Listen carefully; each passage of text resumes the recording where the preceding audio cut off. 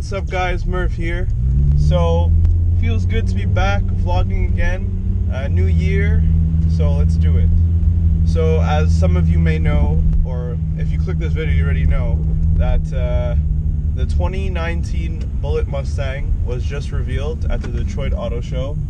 And damn, god damn, does that thing look good. Now, if you don't know already about it, or if you don't know what the Bullitt Mustang is, it's a car that pays tribute to something that came out in the 60s for a classic movie called Bullitt. The car is driven by Steve McQueen. It was a nice 68 Mustang fastback.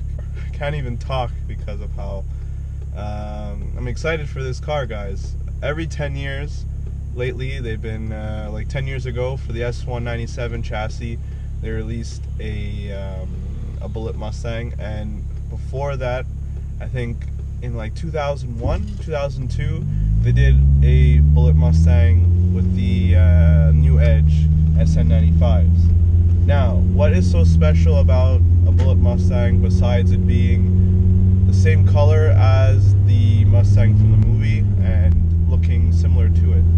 Well, it's essentially a GT Mustang with added goodies and performance. So, what do you get? You get a nice cue ball white shift knob. You get the performance pack, which is performance pack 1, I think, stage 1 of the performance pack for the GTs. So, right there you get the bigger brakes, the better suspension, basically that, and you get the active exhaust. Can't even speak today, it's crazy. Yeah, you get the active exhaust, and what else? You get, exclusive to the Bullitt Mustang, you get GT350 intake manifold, and you get a bigger throttle body. So all in all, Ford isn't giving specific numbers yet, but they're saying it's making over 475 horsepower. That's at the crank, so that's pretty damn good. Ford usually always, you know, underwhelms or like gives a lower statement of horsepower than their cars actually make. So watch it be closer to 500. I have a feeling. Oh, yeah, besides all those goodies, the car also comes with these torque thrust style wheels, which is a throwback to the, obviously, the 60s era of muscle cars, which is very cool. What else do you get? You get a spoiler delete in the back, so it has no badges as well. It's a D-badge all around. There's little chrome accents around the windows and around the front grille. And yeah, so honestly, the Bullitt Mustang is like a in-betweener of the performance pack stage 2. So that is what it is. So you get an exclusive color, and you get the classic looks of one of the 60s Mustang stuff. So that's pretty cool. And another thing Ford said is that the Bullitt Mustang, in the previous generations of the Bullitts, they came in limited edition, or like limited quantities. They didn't make too many of them. This time, they're making as much as the market wants. Basically, it's on us. If the more we demand for them, the more they're going to make. So there's no set production limit for these cars.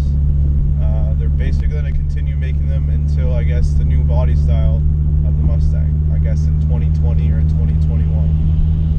And why is this such a big deal? Well, the Bullitt Mustang is one of those special edition Mustangs that, you know, Ford loves to do.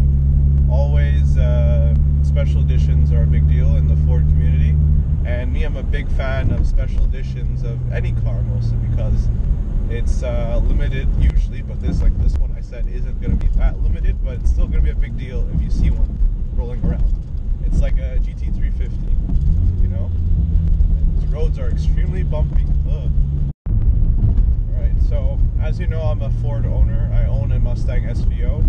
So finding out at the Detroit Auto Show that they unveiled the 2019 Bullitt Mustang and also the 2019 Mark 7 Jetta, I was pretty excited because for one, I own a Jetta and a Mustang, and to see that they're making new versions, and you know, just it's cool to see the advancements in technology with these cars.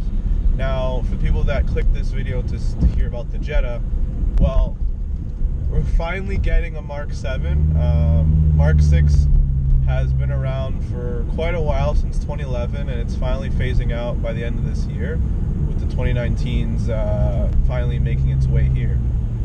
So what do we get with the 2019 Jetta? Well, you get a bigger Jetta. Every generation I feel like it's just getting bigger. But this one is the most technological, you know, I can't even talk. It's the most technologically advanced Jetta. There, breaking it down because I'm being stupid today. I don't understand. The goodies of the Mark 7 Golf / GTIs with the new MQB platform, which is probably the best platform that Volkswagen has made to date. And with that, what you're getting is a better chassis, better tech in and outside the car. So finally gonna get virtual cockpit in a Jetta, and I gotta say, just the look of the new Jetta, it looks like a baby Audi A4. Like the facelifted Mark 6s were starting to look like that, especially with the taillights. But these new ones, man, especially since they're bigger and longer now, you're essentially getting a downgraded Audi A4 in a sense, which isn't necessarily a bad thing, because people that either they're just starting to get into the German car market and they don't want to go right away with an Audi, for example, Jetta is a perfect choice. They're super affordable, and they're not that bad on insurance. Now, as a Jetta owner myself, I can say parts do get expensive depending on what it is, but that's the trade-off of getting a German car. Performance-wise, Volkswagen didn't reveal much. So far, the base model, or the base motor you can get, is a 1.4 TSI, which is 1.4 turbo 4-cylinder, which we already know about. It basically replaced the 2-liter, the basic 2-liter motor, non-turboed, and it's a lot better. It makes more power. It has the same amount of torque as a 1.8T, so that's always great. And you can get it in a 6-speed. Is it a 6-speed? A 6 or 5-speed? I'm not 100% sure about that. You can get it in a stick, and you can get an automatic. So that's great. I love that they're still giving you the option of a manual transmission, because, as we all know, for the enthusiasts, manuals are quickly phasing out and being replaced by these DSG transmissions. Now, I have an auto Jetta, but this is my daily, and I don't mind, you know, letting the car do its own thing while I'm sitting around in traffic instead of shifting my own gears like in my Mustang. But they did announce there is an R line for the Jetta, which I think is just in between of the R line and the base model, the R line, and then there's going to be a GLI. The GLI is what I'm excited to see, because I always like the GLIs. It's basically a sedan version of a GTI. They didn't reveal they didn't reveal any like performance specs, or they didn't even reveal the actual GLI car. I do know it's being made. Okay, go buddy. Jeez. I do know it's being made, and if it does look more aggressive than the current Mark 7 looks like right now, I'm pretty down to see what that is gonna look like, and the tech and everything. The advancements, hopefully gets the Mark 7 2-liter turbo, because 200 horsepower now in a 4-cylinder like sports sedan isn't considered quick anymore. I think at least 250, 240, 250 in a new GLI, I think would be a good number. And if they manage to make like a GLI like R or something like that, that would be pretty awesome. That would be pretty awesome. That'd be pretty awesome. Jesus, Merv, like, what's wrong with you? You can't speak this vlog or what? I don't know. So I hope you guys like this vlog and how I don't know how to talk very well. Just give this video a thumbs up if you want to get more of these like news type of vlogs.